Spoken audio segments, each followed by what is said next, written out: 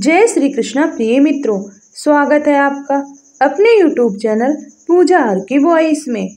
इंद्रा एकादशी 2024 आज हम आपको बताने जा रहे हैं कि इंद्रा एकादशी कब है, इसका शुभ मुहूर्त, सही तारीख, पूजा विधि, महत्व और इसकी कथा के बारे में। इंद्रा एकादशी का व्रत करने से भगवान विष्णु का आशीर्वाद तो मिलता ही है, साथ ही पितरों को भी मोक्ष प्राप्त होता है। इसलिए इस एकादशी का महत्व और अधिक बढ़ जाता है। इस बार एकादशी तिथि 2 दिन 27 और 28 सितंबर होने के कारण व्रत की तारीख को लेकर कंफ्यूजन है। आइए जानते हैं कब रखा जाएगा इंद्रा एकादशी का व्रत, पूजा का शुभ मुहूर्त, पूजा विधि, महत्व, पितरों की कृपा पाने के लिए जाने इसकी सही पूजन विधि और इसकी कथा के बारे में। इंद्र एकादशी का व्रत अश्विन मास की एकादशी तिथि के दिन रखा जाता है। इंद्रा एकादशी का व्रत बहुत ही महत्वपूर्ण माना जाता है। दरअसल इंद्रा एकादशी का व्रत रखने से भगवान विष्णु की कृपा प्राप्त होती है। इसके साथ ही आपके पितरों को भी मोक्ष प्राप्त होता है। इसलिए इस एकादशी पर भगवान विष्णु की कृपा पाने के लिए आपको पूरे विधि विधान से इनका पूजन अर्चन करना चाहिए। कब रखा जाएगा इंद्रा एकादशी का व्रत?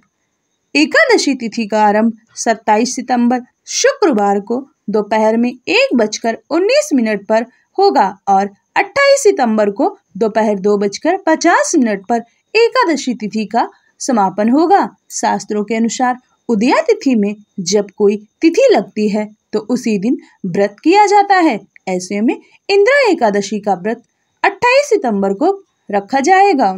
इंद्रा एकादशी की पूजा का शुभ मुहूर्त, पूजा के लिए सबसे उत्तम मुहूर्त 28 सितंबर को शुभ चौघड़िया सुबह 7:42 से 9:12 तक है।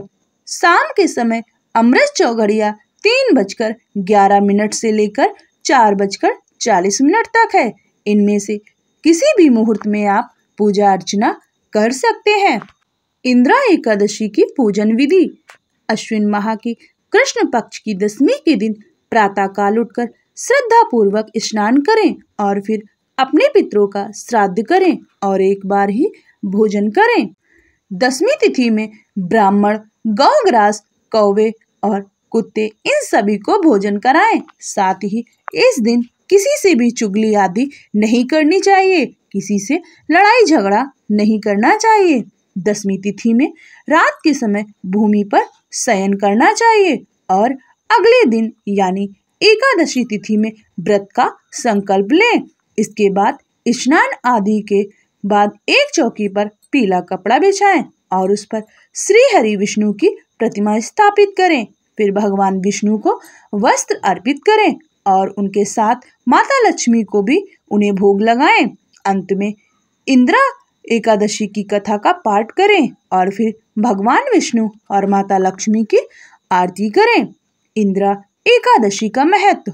इंद्रा एकादशी का महत्व इसलिए भी अधिक है क्योंकि इस व्रत को करने से आपके पितरों को मोक्ष की प्राप्ति होती है और वे वैकुंठ धाम को जाते हैं। साथ ही इस व्रत के प्रभाव से खुद के लिए भी स्वर्गलोक के द्वार खुलते हैं। इंद्रा एकादशी 2024 पारण का समय। यदि आप इंद्रा एकादशी का व्रत रखते हैं तो इसका पारण 29 सितंबर दिन रविवार को होगा। पारण का समय सुबह 6:13 से लेकर 8:36 तक रहेगा। इस बीच आप कभी भी पारण कर सकते हैं। पितरों के लिए है विशेष इंद्रा एकादशी। इंद्रा एकादशी का व्रत रखने से पितरों को मुक्ति मिलती है। श्री हरि विष्णु की कृपा से उनको मोक्ष की प्राप्ति होती है। आप इंद्रा एकादशी का व्रत अपने पितरों के लिए रख सकते हैं। पूजा के बाद प्रसाद लें और गरीबों और जरूरतमंदों को दान करें। इंद्रा एकादशी व्रत कथा। धर्मराज युधिष्ठिर के पूछने पर भगवान श्री कृष्ण ने इस कथा को उन्हें बताया था। धर्मराज युधिष्ठिर कहने लगे कि हे भगवान, अश्विन कृष्ण एकादशी का नाम क्या है, इसकी विधि तथा फल क्या है, सो कृपा करके आप हमसे कहिए। भगवान श्री कृष्ण कहने लगे कि इस एकादशी का नाम इंद्रा एकादशी है। यह एकादशी समस्त पापों को नाश करने वाली तथा पितरों को अधोगति से मुक्ति देने वाली होती है। हे राजन, ध्यान पूर्वक इसकी कथा सुनो।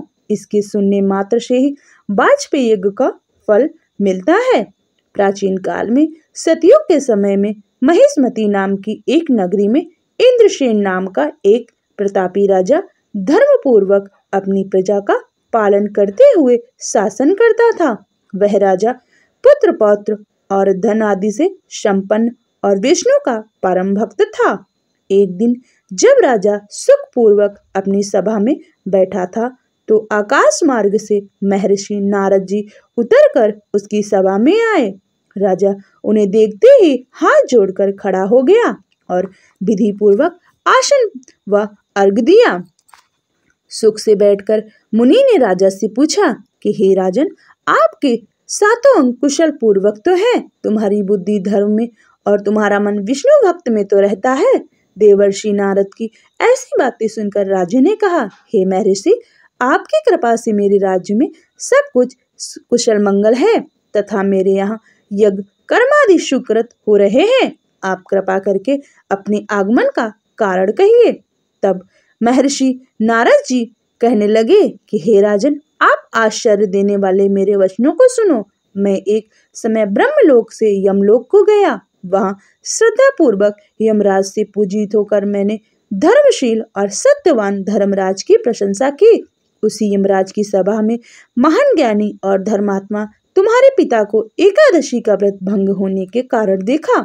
उन्होंने संदेशा दिया, सो मैं तुम्हें कहता हूँ। उन्होंने कहा कि पूर्व जन्म में कोई विघ्न हो जाने के कारण मैं यमराज के निकट रह रहा हूँ। सो हे पुत्र, यदि तुम अश्विन कृष्ण इंद्रा एकादशी का व्रत मेरे निमित्त करो तो मुझे स्वर्ग की प्राप्ति हो सकती है।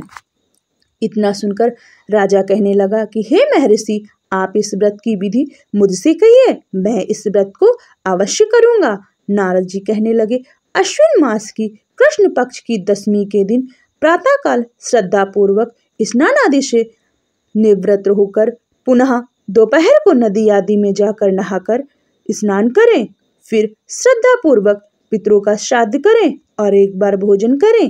प्रातःकाल होने पर एकादशी के दिन दातून आदि करके स्नान करें।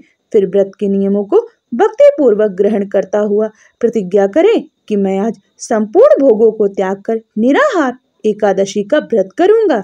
हे अच्युतम, हे पुंडरीकाक्षाय, मैं आपकी शरण में हूँ, आप मेरी रक्षा कीजिए। इस प्रकार नियम पूर्वक शालिग्राम की मूर्ति के आगे विधि पूर्वक श्राद्ध करके योग ब्राह्मणों को फलाहार का भोजन कराएं और दक्षिणा दें। पितरों के श्राद्ध से जो बच जाए उसको सूंघकर गौ को दें तथा धूप दीप गंध पुष्प नैवेद्य आदि सब सामग्री से ऋषिकेश भगवान का पूजन करें। रात में भगवान के निकट जागरण करें। इसके पश्चात द्वादशी के दिन प्रातः काल होने पर भगवान का पूजन करके ब्राह्मणों को भोजन कराएं। भाई बंधुओं, स्त्री और पुत्र सहित आप भी मौन होकर भोजन करें। नारद जी कहने लगे कि हे राजन, इस विधि से यदि तुम आलस्य रहित होकर इस एकादशी का व्रत करोगे तो तुम्हारे पिता अवश्य ही स्वर्गलोक को जाएंगे। इतना कहकर नारद जी वहां से अंतर्ध्यान हो गए। नारद जी के कथानुसार राजा द्वारा अपने बांधवों तथा दासों सहित व्रत करने से आकाश से पुष्प वर्षा हुई और उस राजा का पिता गरुड़ पर चढ़कर विष्णु लोक को गया। राजा इंद्रसेन भी एकादशी के व्रत के प्रभाव से निष्कष्ट राज के करके अंत में अपने पुत्र को सिंहासन पर बैठाकर स्वर्गलोक को गया। हे युधिष्ठिर, यह इंद्रा एकादशी के व्रत का महात्म्य मैंने तुमसे कहा। इसके पढ़ने और सुनने से मनुष्य सब पापों से मुक्त हो जाते हैं और सब प्रकार के भोगों को भोगकर वैकुंठ को प्राप्त होते हैं। जय श्री हरि, जय श्री कृष्ण।